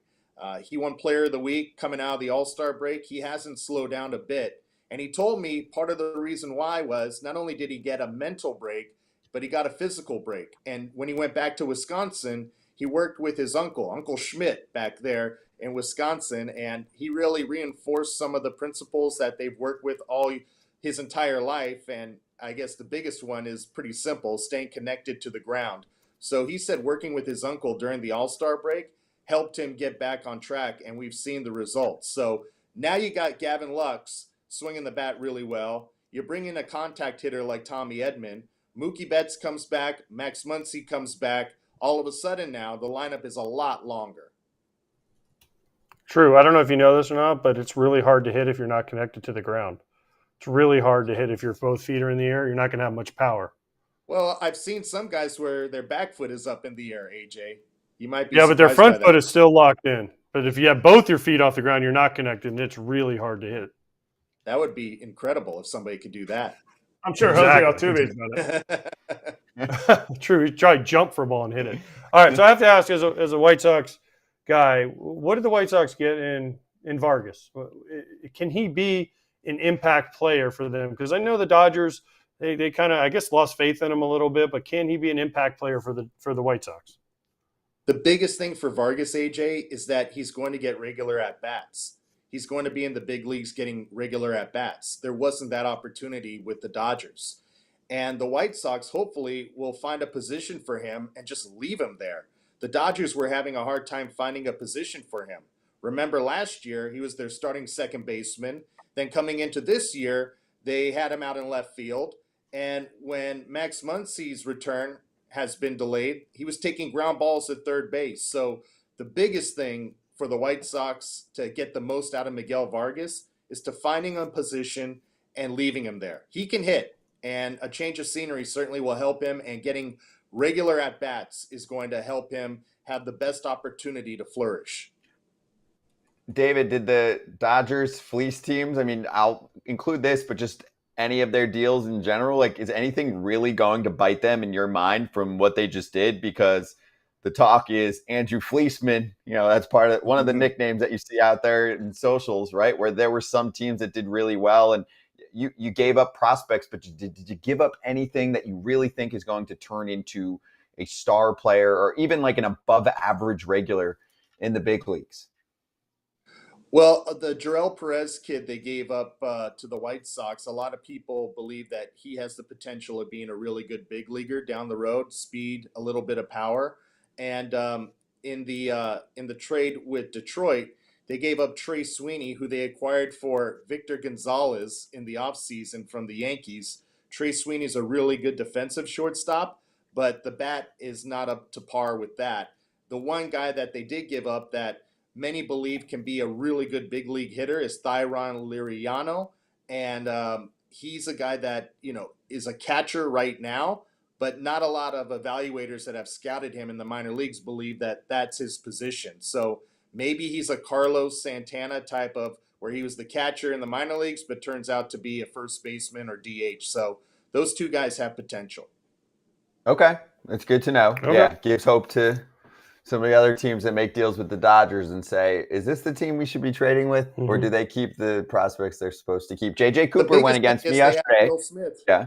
They have Will Smith for 9 more years. So a lot of these catchers in their organization, they're kind of blocked.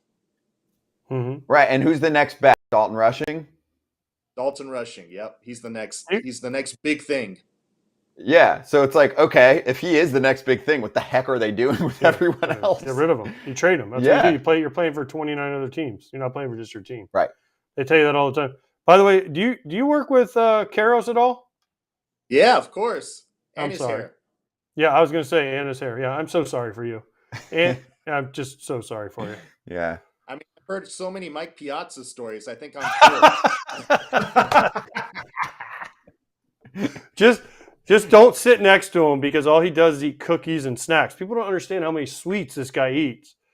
And then he's a hall monitor with me, AJ. Whenever I'm in the plane looking for some snacks, he's always got his eyes on me. I can't make a move without this guy second guessing everything I do. Yeah, right? But he'll eat 18 cookies during a game. Just sit there and every break. Cake, always ice cream. Sweets? Always sweets. It's unbelievable. But then he'll go work out for 3 hours. Wow. That's the beauty of And being golf. a retired big leaguer. And golf, too. And golf. Yes. Yeah. Well, David, this was awesome. Thank you for joining us. Great to catch up again and enjoy the rest of the ride here with the Dodgers. All right, guys. Thanks a lot. It was fun. Yeah. Appreciate it. At @thereal_DV, if you want to give him a follow too. We'll post some of these clips, of course, as we always do. Dodgers Territory covers this team on Thursdays on YouTube. If you want to go check out the DT YouTube channel, they did a little surprise show yesterday after the Flaherty move. Might notice a familiar face on there who doesn't sound like Alana. Had a good time with Clint Pasillas. Be right back.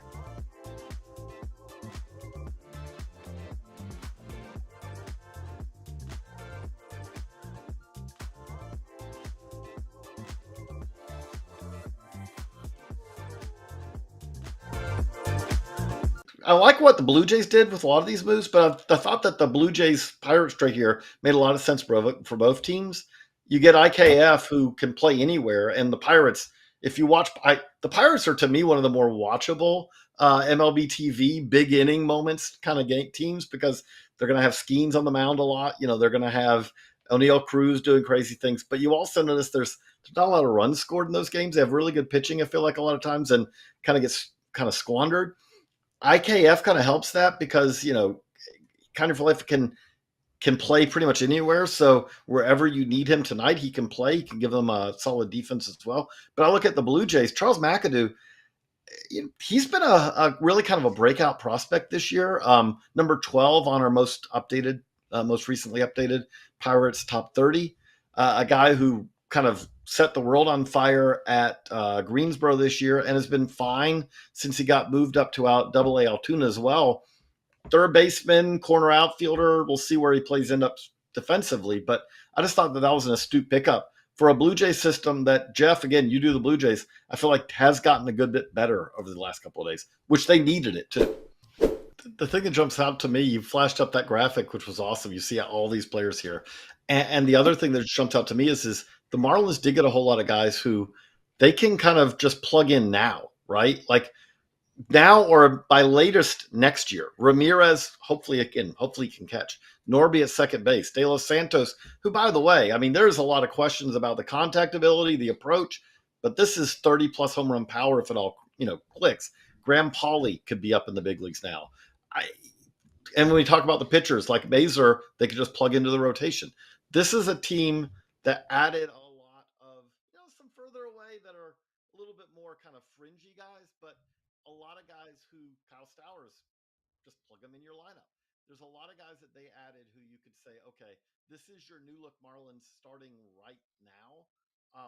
That doesn't mean that they're going to be necessarily a whole lot of good right now, but they weren't very good before. So this is at least kind of turning a page, and we'll see kind of where this goes. The key thing for them now is this was a farm system that was pretty thin. It's obviously gotten a little bit better, a lot better, but there was a downside to this. You trade for 15 prospects, 19 if you count the Arias deal, 19 prospects. 40-man roster decisions are going to become a little bit more complicated coming up.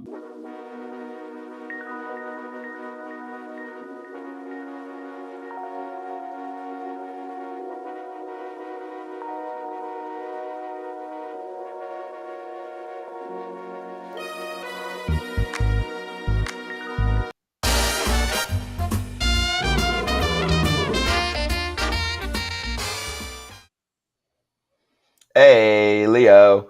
BetMGM locks. Let's go over some games tonight that we think will go our way. First off, yesterday, Kratz and Pat picked up dubs. AJ was really going for it on a plus 590. Yeah, Gunnar didn't get a homer. No. I went, I sometimes I reach out to people and I just happen to see Lucy Burge, who comes on the show with us, and she's like, my number one pick is Gunnar Henderson hitting a homer. So I went with it. That's not bad. Did you see her performance during the All-Star game? Mm-mm. That was a Oh joke. my God. It was insane. She gave out like 6 bets and hit on 5 of them, and some of them were like she had like Ohtani homer, which obviously she does a lot. But today was her big one, was Ohtani homer. Ohtani homer, which she picks every day, I feel like. Yeah. It's just fun. She does do that a lot. Yeah. But I mean, she's right a lot with that one too. That's what I'm saying. She picked Duran for the $4,500 for MVP of the All-Star game. That's good. There's some. I mean, she's a Red Sox bias. Yeah, I get it, but it's fun. It is fun. Yeah, so she screwed me yesterday. All right, so we'll get her back on. We'll talk it out. There's money bags, and we're gonna start with Pap Nosticator. Okay, Parlay Pap has our pick today. What do you have for us? What's up, my people of FT fam? You know who it is. It's your boy Parlay Pap. You're welcome yesterday. Yes, sir. Locking in chicken dinner last night on the parlay. So let's get another one today. Here we go. Kyle Hendricks getting destroyed this year. Almost a 70 RA. So we're looking for the Reds to sweep here. I'm taking them in the money line. And I'm also going my boy Logan Webb tonight. Athletics been on a long road trip towards the end of it here. Looking for Logan Webb to go out there and dominate them Athletics tonight, so let's get that money again, baby. I'm putting 100. We plus 146. Let's get it. I like it. Good stuff, Pat. I mean, I'm taking the same 2 games. I'm same parlay, and we do not collaborate on these. Wow. See, that's good. But I'm adding the Astros because Framber's pitching. Okay. So I'm taking the Astros. They're at home. Framber's pitching. I like the other 2, Logan Webb against Oakland. I love that matchup against our guy Stripling. I know it's Chicken Stripling. We love him. But Sorry. And then Valdez is pitching against Pittsburgh at home against Woodford, who's got over a 10 ERA. So Lodolo against Hendricks, Valdez against Woodford, and Webb against, I'm sorry, Ross, I love you, but, I got to go against you. And that gets me up to, what, 2 plus 255. Nice. You basically explained my bet. It's just much simpler. I'm just going Astros run line. I just think they'll win by 2 or more tonight for the reasons you just described. Framber's been pitching well, too, on the other side. And the Astros offense has not played well or not hit well over the last few games. That doesn't usually last for very long. I mean, it's not bad peripherals or indicators or anything. Like, they've just been a little cold for a few days. So usually law of baseball averages for a good team. They're going to do some smashing tonight. So I'll throw down 110 to win a hundo. Kratz? I'm going KP and Brandon Drury, both to get a hit. Drury is 7 for 16 off of our guy. Oh, shoot. Who are they facing? Now I'm forgetting. But anyway, I'll get it. He's who? I'll get it for you. Keep going. I'll get it for you. He's 7 for 16. Yeah, 7 for 16. And KP has 2 homers and is 7 for 14 against Kyle Freeland. Thank you, lefty from the Rockies. So That's plus 100. I like them both. Yeah, that game could look 9-8. Kyle Freeland against Davis Daniel. Big ERAs. Let's see what happens. And you can swing for the fences. Once a day, the free-to-play BetMGM game for a chance to win daily prizes. You play as the batter. You pick an area of the strike zone. You see what happens. You can get a single, double, triple homer, fly out, play once a day. And reward types include parlay boost tokens, SGP boost tokens, and odds boost tokens. All rewards expire in 24 hours. Gambling problem or concern, call 1-800-GAMBLER. We'll swing back. We'll slap hands. We'll preview what's going on tomorrow. We got a good guest list tomorrow. We'll dish it out.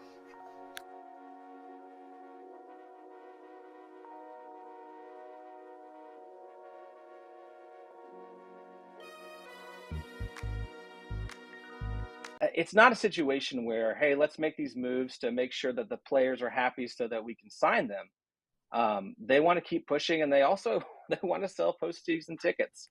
That's the biggest thing. Now, they're not sellers. You can see that.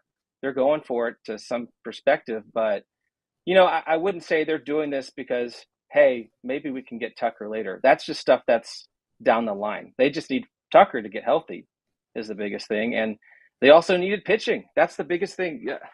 Kikuchi is going to take innings away from some of the players who are struggling right now. And maybe they can get to 6-man if JV comes back. So they're trying to build it to get through this long season. But I wouldn't say they did these trades like, hey, what do you think, Bregman? No, this is them trying to get going further. Okay, then I have to ask, because we kind of had this argument earlier. You love Kikuchi so much. He's got a 4.75 ERA. He's 4-9 this year. Records don't matter. I know Scott hates wins. He loves losing. But Eric Fetty, 7-4 on the worst team possibly of all time, and barely a 3 ERA. But people are like, oh, Kikuchi's more valuable than Fetty. Well, Kikuchi's a free agent. Yeah, he has better stuff. Whoop-de-doo. Better stuff doesn't always equal better results. And then, Fetty you get an extra year for. So it's like, why is Kikuchi ranked so high if the numbers don't match up? And don't say he doesn't, he throws in a pitcher's park because a hitter's park because Toronto now is a pitcher's park. Yeah, I'll have to say I don't know exactly why. I mean, last year Kikuchi showed his promise, I think, and was really excellent. This year, he's got a BABIP that's 340. It means 34% of his balls in play have been hits. That Toronto defense is rated highly. So that number should be 30%, should be lower than that. So I don't really know why. I'll have to say this. He does not have great command. And Fetty might have better command. But, Kikuchi's fastball is so many miles better than Fetty's. And I just think that Fetty will be exposed a little bit when it comes to playoff time and some better competition at times. That division is not the best division in baseball. And so I just, I know it's a 4.7 ERA, but ERA itself is not predictive either. And so I would just say that I like to look at the underlying numbers. And Kikuchi strikes out way more batters than Fetty and has a way better fastball.